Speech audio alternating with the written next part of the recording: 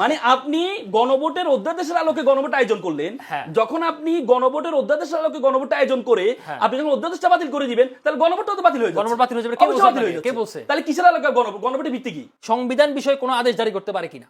পারে না তো। উনি আইনজীবী মানুষ, উনি বলতে পারে কিনা?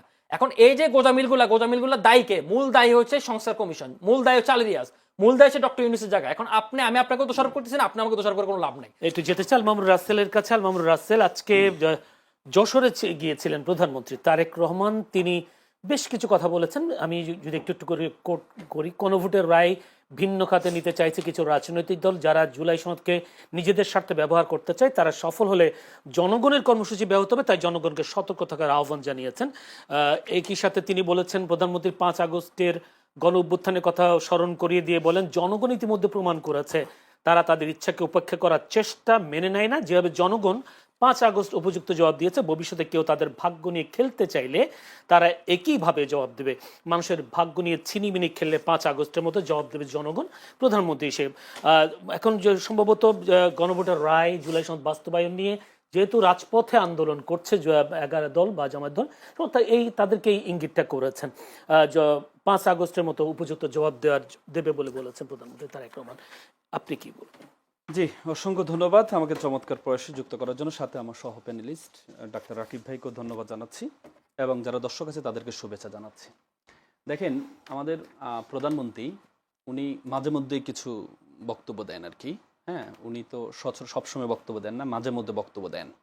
এবং উনি যেখানে আমি বলছি, মানে যেখানে দেওয়ার কথা ওই জায়গায় দেন না, যেখানে দেওয়ার কথা না ওই জায়গায় উনি দেন। কেমন? সংসদে উনি সংসদীয় দলের প্রধান, সরকারি দলের প্রধান হিসেবে সংসদে বক্তব্য দেওয়ার কথা, উনি ওই সময় উনি চুপ থাকেন। এবং যেখানে উনি সব ধরনের বক্তব্য দেওয়ার প্রয়োজন নেই প্রধানমন্ত্রীর, সেখানে উনি বক্তব্য দেন। দেখেন, উনি হচ্ছে ফার্স্ট লেয়ারের একজন নেতা, কিন্তু উনি যখন বাহিরে বক্তব্য দেন থার্ড লেয়ারের স্টাইলে বক্তব্য দেন। কেমন?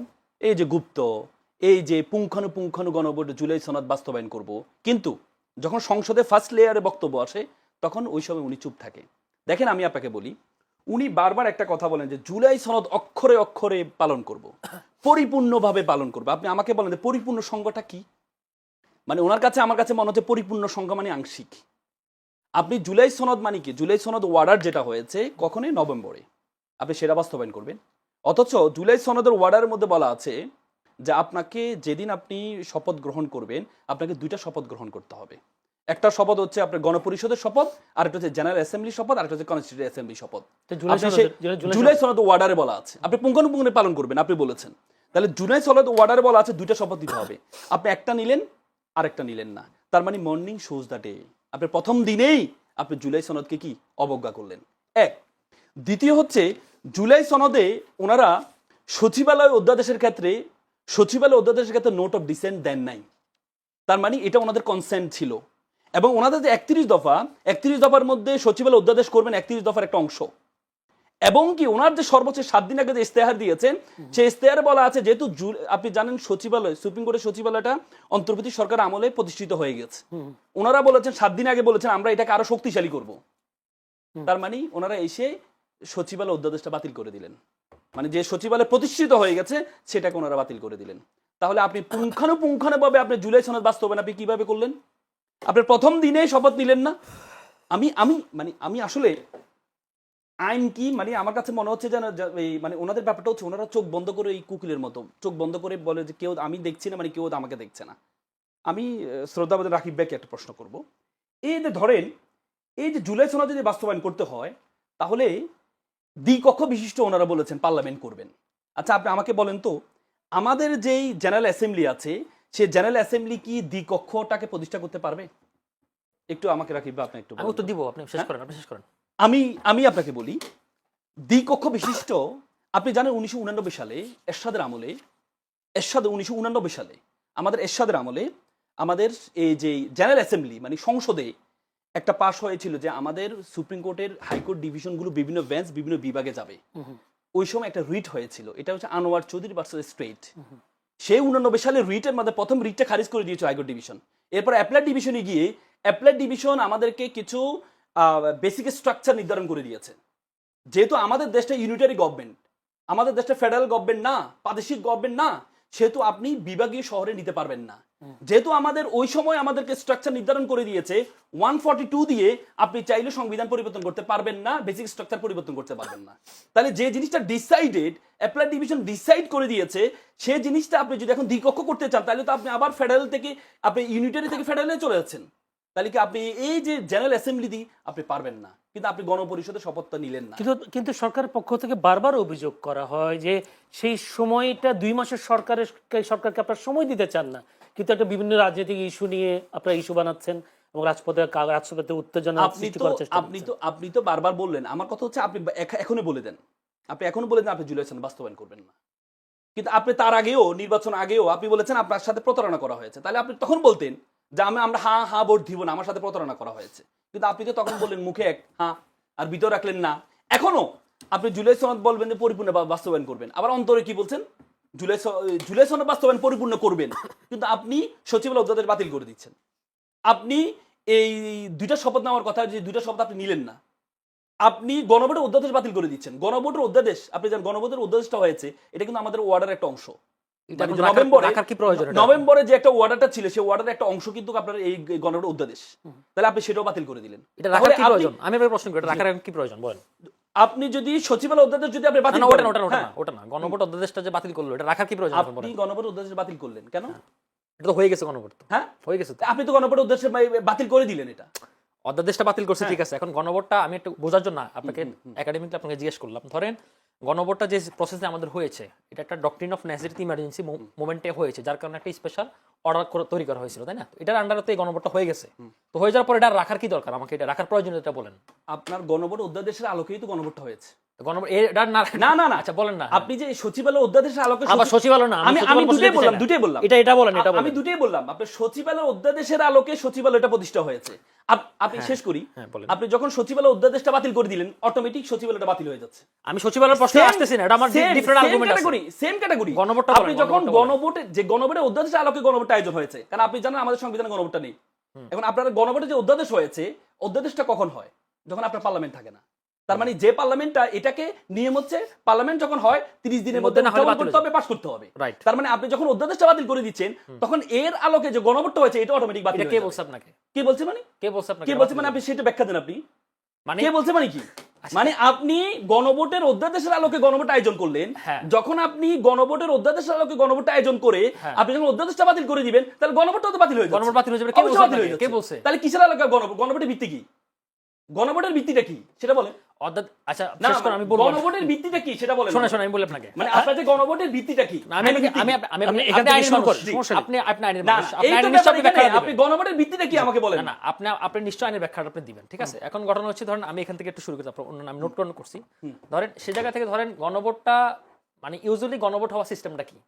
ইউজুয়ালি গণভোট হওয়ার রেগুলার প্র্যাকটিসে গণভোট হওয়ার সিস্টেম হচ্ছে কি, আপনার যেটা আগে পার্লামেন্টে পাশ হয়ে আসতে হবে, 2/3 পাশ হয়ে আসতে হবে। আসার পরে যদি রাষ্ট্রপতি মনে করে যে এটা রাষ্ট্রের কোনো মৌলিক জিনিসকে ভায়োলেট করতেছে বা এটাকে গণভোটে পাঠানো দরকার, তখন উনি এটাকে রাষ্ট্রপতি সাইন দিয়ে তখন এটাকে গণভোট উনি পাঠাবে, রাইট?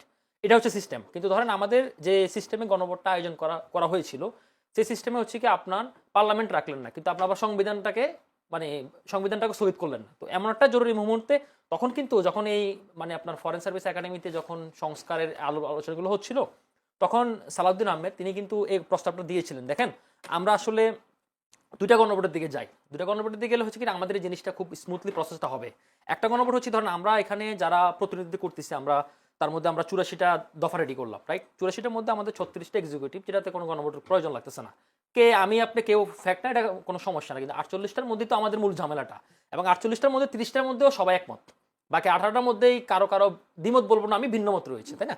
তো সেই জায়গায় থেকে তাহলে আমরা একটা কাজ করি যে আসলে মানে আমরা তো এটা ইচ্ছে করে জনগণের উপর চাপাই দিচ্ছি। তা আমরা ফার্স্ট এটা করি যে মানুষ এই সংস্কারটা চায় কিনা, ইয়েস অর নো।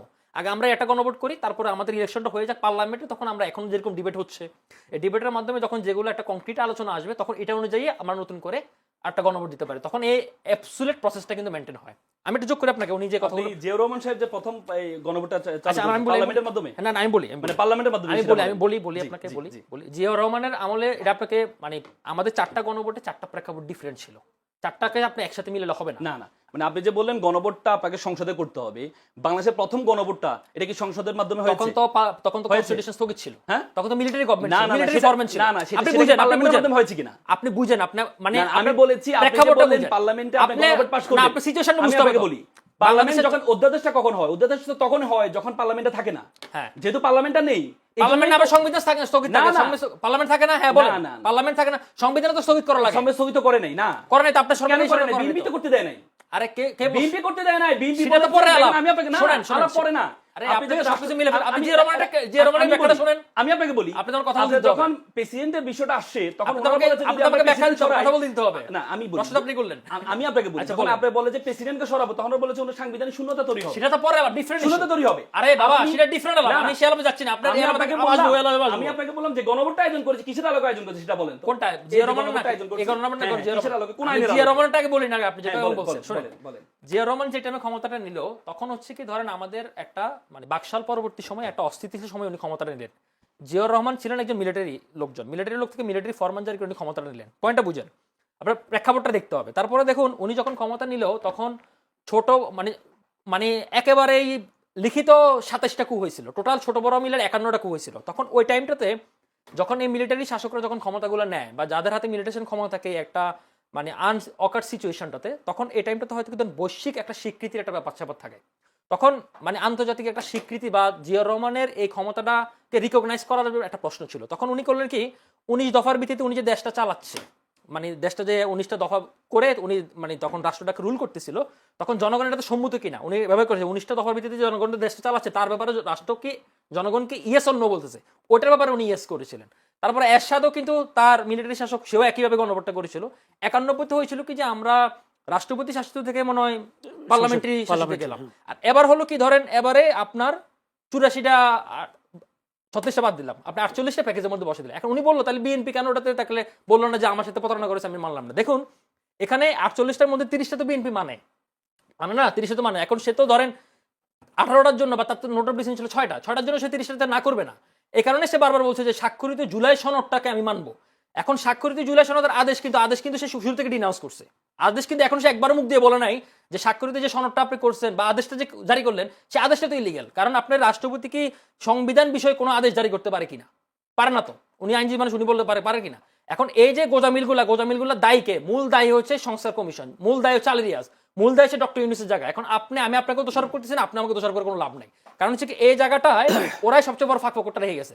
এই ফাঁকফোকর রাখার কারণে হচ্ছে ধরেন এই ফাঁকফোকরকে আমি আমার প্রশ্ন হচ্ছে ফাঁকফোকর রাখার জন্য আমাদের হচ্ছে কি আজকের আমি দ্বিকক্ষ বিশিষ্ট এটা কি পারবে কিনা পার্লামেন্ট?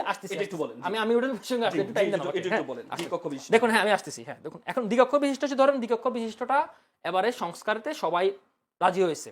বিএনপির 31 দফাতে বিএনপি অনেক আগে থেকে বলেছে যে আমরা দ্বিকক্ষটা করব, রাইট? এবারও সবাই রাজি হয়েছে, শুধুমাত্র প্রসেসটা নিয়ে একটু দ্বিমত রয়েছে। একজন এটা কি জেনারেল অ্যাসেম্বলি পারবে না, তো আমি বলতেছি, আমি আসতেছি। ধরেন দ্বিকক্ষ বিশিষ্ট আমি দুটো উদাহরণ আপনাকে দিই। ধরেন হচ্ছে একটা হচ্ছে কি বেলজিয়াম, একটা হচ্ছে নিউজিল্যান্ড, ঠিক আছে? বেলজিয়াম যখন এটা ইম্পোজ করে তখন তাদের এটা নিয়ে তারা 20 থেকে 25 বছর জাস্ট আলোচনা করছিল। 1970 সাল থেকে শুরু হয়েছে, 1994 সালে সেরা হচ্ছে কি এটা ইমপ্লিমেন্ট করে। তার পরবর্তী সময় এটা আবার ধাপে ধাপে আস্তে আস্তে 2022 সালে পর্যন্ত বাদ করে দিয়েছে। নিউজিল্যান্ড উদাহরণ দেই, 1940 থেকে আলোচনা শুরু হয়, 1954 সালে যারা এটা বাস্তবায়ন করে।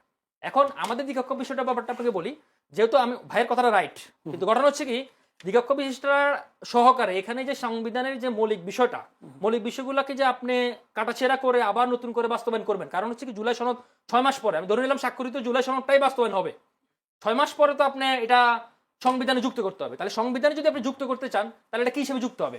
হয় একটা অ্যামেন্ডমেন্ট অথবা তফসিল। কিন্তু এখানে বলা আছে যেহেতু দ্বিকক্ষটা আমাদের ইউনাইটেড রিপাবলিক থেকে ডুয়েল রিপাবলিকে চলে যাচ্ছে। আপনি এখানে একটা কথা বলছেন ফেডারেল গভর্নমেন্ট, আমরা এমন একটা রিপাবলিক মানে দ্বিকক্ষ বিশিষ্ট যাচ্ছি যেখানে আমরা ফেডারেল ছাড়াই দ্বিকক্ষ যাচ্ছি, রাইট? সেটা কি পারবে না তো, এই জেনারেল অ্যাসেম্বলি পারবে না। কিন্তু ঘটনা হচ্ছে কি রাষ্ট্রের এই নেশা চেঞ্জ করার জন্য আপনি আরেকটা এখানে মৌলিক পরিবর্তনের কথা যেখানে বলা আছে এটাতে মৌলিক পরিবর্তন চেঞ্জ করতেছেন। তো মৌলিক পরিবর্তন করার জন্য এখানে পার্লামেন্টে সবকিছু সেটেলড হওয়ার পর আরেকটা গণভোট প্রয়োজন হতে পারে। এটা একটা আমি একজন সাংবিধানিক, আমি আইনজীবী লোক না, আপনি আরো ভালো বলতে পারেন, কিন্তু সাংবিধানিক ব্যাখ্যা হচ্ছে তাই।